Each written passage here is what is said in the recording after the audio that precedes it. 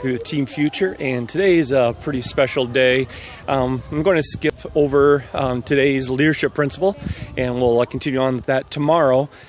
But I just wanted to spend a little bit of time today, just congratulate my son and his new wife, Abigail Nowak Lee, and just want to wish them the best in their future endeavors as a married couple. Now, I am definitely proud, but one of the reasons I'm making this video is just to talk a little bit about the two of them as a couple. I've been talking over the last several weeks about leadership traits, leadership principles. I'm in the middle of the leadership principles right now, and I just want to talk about them with them as a couple. One of the things that really makes them special, my son's 19 years old. She just turned 20 last month. And a lot of people are like, man, that's so young. And, how, as a father, how are you, how are you acting? How do you react to them being so young and getting married? And you know what? I'm okay with it. And why am I okay with it? Well, a lot of it deals with how my son and his wife, Abby, are acting. And really what it comes down to is they take a lot of the leadership principles, a lot of leadership traits I've been talking about, and they live those every single day. One of the big things, my son knows, hey, he's 19. He doesn't know it all. But you know what he does is he has mentors. He doesn't have just one mentor. He's actually put together a team of very successful people that can really guide him along the way. And help him and answer his questions and be there because they've done it.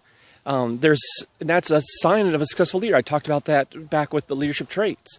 Is really trying to get a team together, and that's what he does. He also acts as a mentor.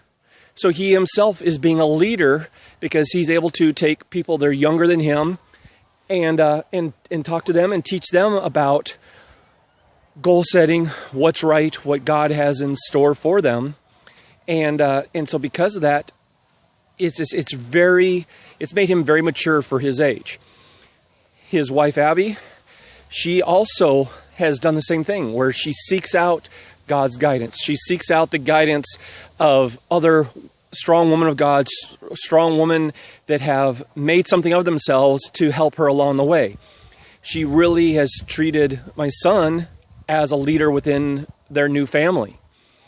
And it really looks to him for the leadership and as a great helpmate, which is, really what the spouse is supposed to be. The man's not supposed to lord over the woman, but she is supposed to be there, let's say in one word, subservient, but not in a negative sense. She's there as a helpmate to really help him. He's the leader of the family. That's where she has put him. That's where God has put him. And in that, she's subservient to the leadership. But that doesn't mean that she's a lesser person. It's just she knows that, hey, he's the leader. I'm going to listen to him. I'm going to help him any way possible. And the two of them really work together on that. And I just want to talk about that as a team and as a leader. This is the kind of things that you need to be doing when you're building the team, is really creating a give and take that's out there. It doesn't matter. As I've seen some leaders have been super young and they've proven themselves and they've gotten there. And I've seen people that are of great age that I wouldn't follow across the street. Age isn't necessarily a lot to do with it. It's what do you do with the traits? What do you do with the principles? And how do you live your life? And I'm very proud to have my son. He's way beyond me in a lot of areas.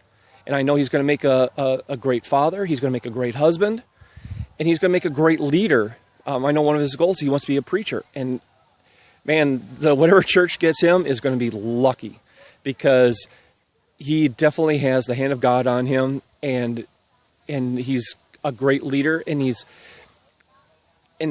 as a leader also has to learn to be subservient to higher leadership. And he's not bullheaded. He listens to those above him. And this is really going to help him along the way in being all sorts of levels of a leader. And I just want to say I'm very proud to have to be his father, and I want to wish them the best. And even though he's young, he's going to run into problems. We all do.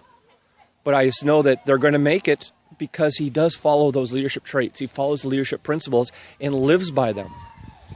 And if you do that, you're going to find success like he has. It doesn't matter if you're 19, if you're 119.